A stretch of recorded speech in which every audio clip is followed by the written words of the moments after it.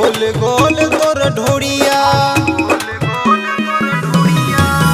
गोरकी मोर भौजी खोला ना बंद के ओड़िया रंगे लाइल बानी हम गोल गोल तोर ढोड़िया देखना आइल बतौरन के टोली द्वारे पभाइल सोरबा लगावे द चोलिया में रंगवा के जो बनवा बड़ा बिजोड़बा लगावे द चोलिया में रंगवा के जो बनवा बड़ा बिजोड़बा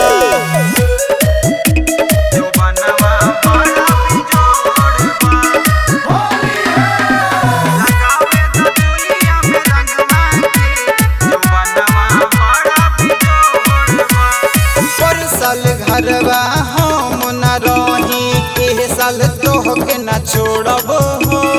बतिया तुम न हमारे भौजी और कुछ नहीं खोलब हो पर साल घरवा हम न रही एह साल तोहके न छोड़ब हो बतिया तुम न हमारे भौजी और कुछ नहीं खोलब हो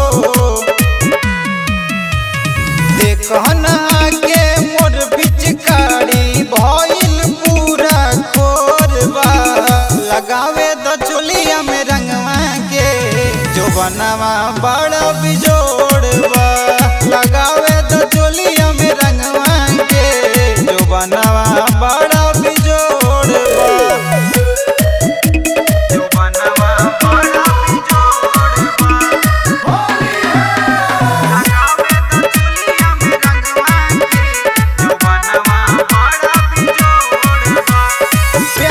से भौजी आव बहरिया ना तो घर में घुसब हो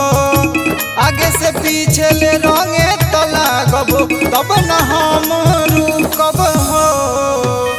प्यार से भौजी आव बहरिया नहीं तो घर में घुसब हो आगे से पीछे ले रंगे लागब तब न हम रुकब हो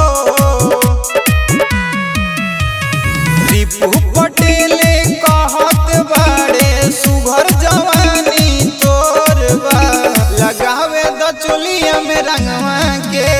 जो बनवा बड़ा बिजोड़बा।